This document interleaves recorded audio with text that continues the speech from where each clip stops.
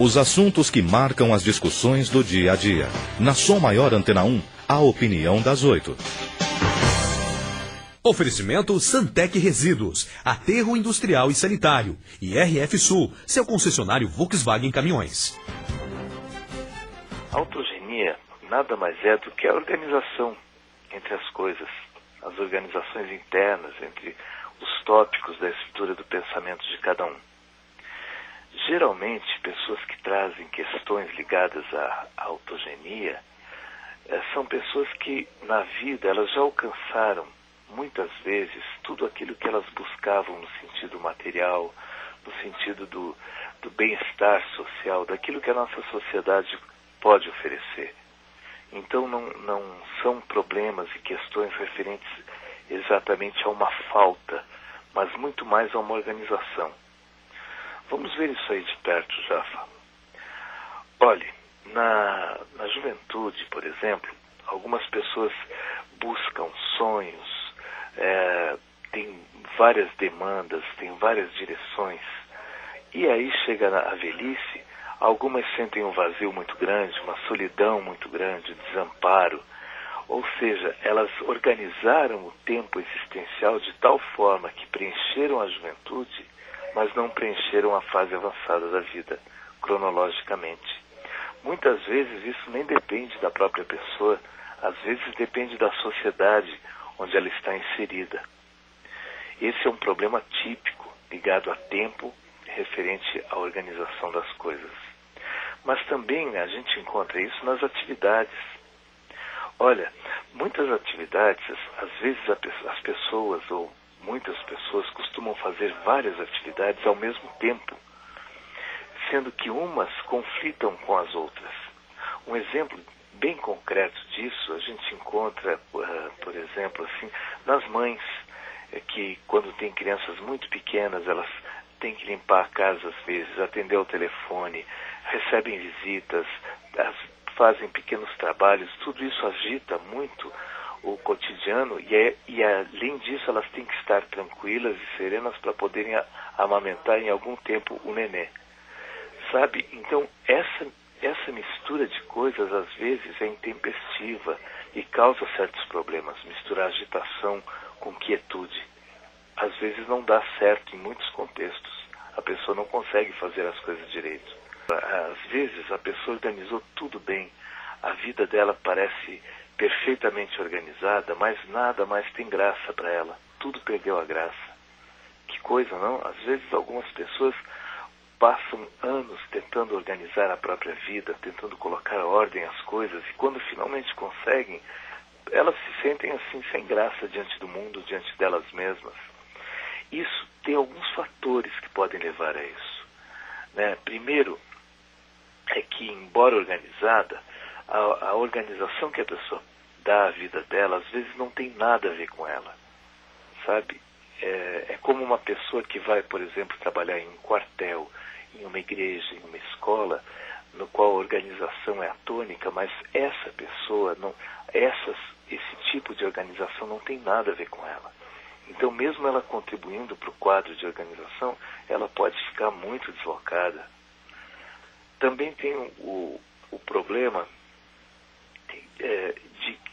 relacionado a outras questões. Para algumas pessoas, por exemplo, Jafa, a organização não quer dizer nada. Tem gente que não tem nada a ver com organização, sabe? Gosta de outras coisas.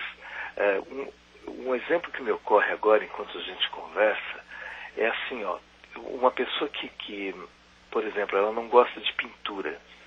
Então, eu apresentar a esta pessoa uma pintura romântica, na qual as coisas estão bem organizadas, tudo bem delimitado, ou apresentar ela uma pintura cubista de Picasso, no qual o nariz está lá em cima, a boca lá embaixo no quadro, o pé no meio do quadro, para essa pessoa, essa organização ou não das coisas no quadro, para ela é indiferente, porque ela simplesmente não gosta de pintura.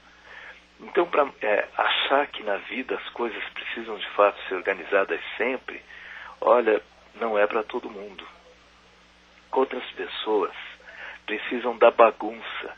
O modo como elas se organizam existencialmente é pela bagunça, sabe? Alguns somente conseguem viver, criar, amar, se a organização foi completamente caótica, aleatória. O pessoal que nos acompanha, os nossos ouvintes em casa, que tem filhos, sabem que às vezes o quarto do filho está uma bagunça.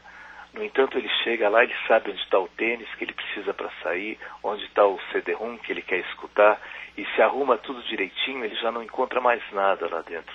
Fica perdido completo. Olha, há muitos movimentos assim setorizados.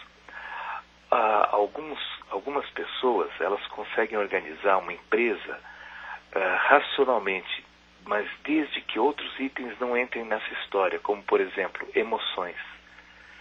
Sabe, isso é um tipo de organização existencial muito setorizado. A pessoa só consegue usar o raciocínio se a emoção não interferir.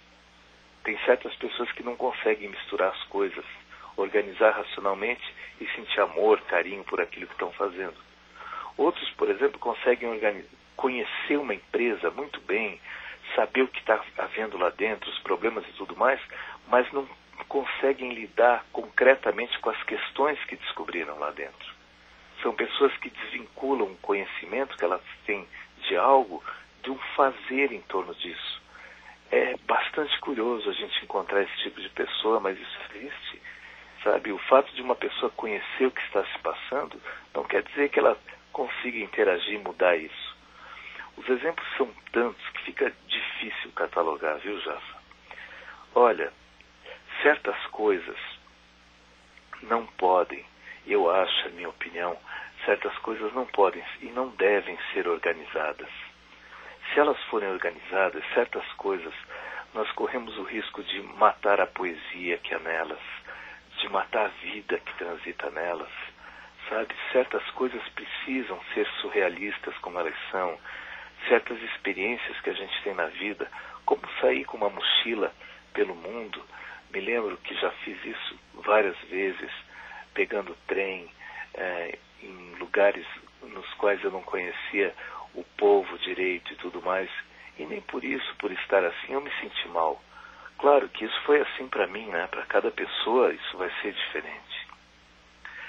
Para finalizar esse assunto que é muito amplo e a gente está esboçando aqui apenas uma introdução, eu acho que o usual é uma mescla de todos esses fatores aí que eu citei, sabe, que possibilitam variações às vezes curiosas.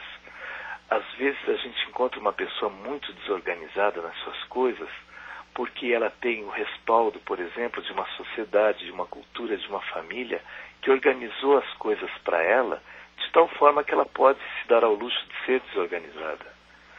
Outras vezes eu acho que certas bagunças podem ajudar a própria organização das coisas. Sabe, um exemplo que me vem agora é assim, os eventos festivos, né, que a gente tem, que são descontraídos e que servem como contrapartida, às vezes, para a rigidez dos nossos horários, dos nossos serviços e tudo mais. Enfim, essa questão toda é porque muitas pessoas chegam ao consultório se queixando do fato de que são bagunçadas, de que não põem ordem às coisas, e outras colocam ordem demais às coisas e organizam demais. Não há um modo certo ou errado aqui de ser. Há um modo de cada um e a gente tem que ver dentro do contexto da pessoa como isso funciona.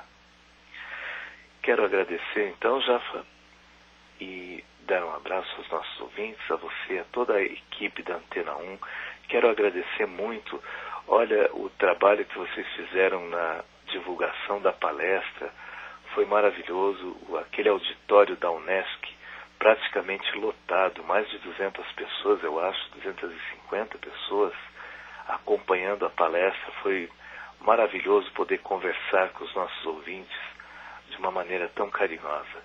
Espero em breve que a gente possa repetir um evento tão bom como foi esse. Um abraço, Jafa, e até a próxima quinta-feira, quando conversaremos de Londres.